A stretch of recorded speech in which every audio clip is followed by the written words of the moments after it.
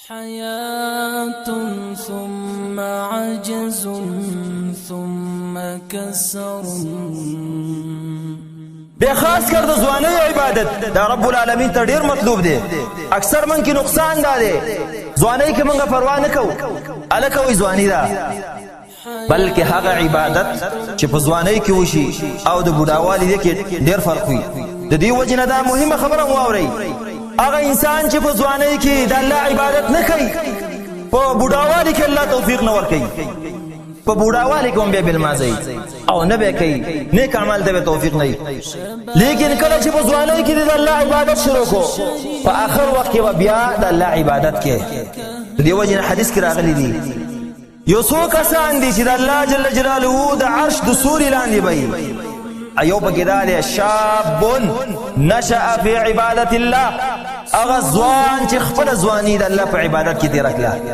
دغه عبادت الله له خوند ورکوي، ځکه یو طرف ته نفس دی قوي دی، شهوت دی قوي دی، او په دغې باندې ته خپېږ دی د الله عبادت کې. دغه وخت دغسې ځوان چې هغه عبادت کوي الله یې د عرش د سوري لاندې کوي. همدغه رنګې عزتمندو قرآن کې رب العالمین د هغه خلکو صفتونه هغه موږ ته ذکر کوي چې داسې کارونه یې کړي.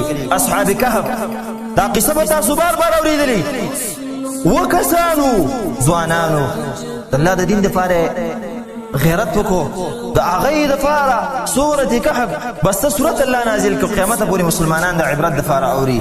الله فرمایي انهم فتیة آمنوا بربهم وزدناهم هدى. وایي دا ځوانانو یو څو ځوانانو، ځوان هغه دی چې د الله په دین کې استعمال شي، هغه ځوان نه دی چې د الله په نافرمانۍ کې هغه استعمال شي، د الله په مخالفت کې روان دي، هغه ځوان نه دی. ځوان هغه دی الله هغه ته ویلی دی چې د الله په عبادت کې انهم فتیة، څومره ښکلی تعبیر ته الله کړی دی. دا یو څو ځوانانو آمنو بربهم په خپل رب باندې ایمان راوړو، وایي ما څه وکړو وزدناهم هدا، ما وله هدایت نورم زیات کړو او نور توفیق مې موله ورکړو. صاحب د یاسین سوره د یاسین کې چې راځي وجاء رجل من اقصى المدینه، هلته فرمایي و یو سړی رالی، سړی ځوان هر کله چې رالی دعوت یې کو، هغې قوم هغه شهید کو، په خپو ټوپونه پې وول او د هغې کلمې بار ته راویستلې. الله فرمایل چې موږ وایي دا حاجت ونه لرو وما انزلنا على قومه من بعده من جند من السماء وما كنا منزلين.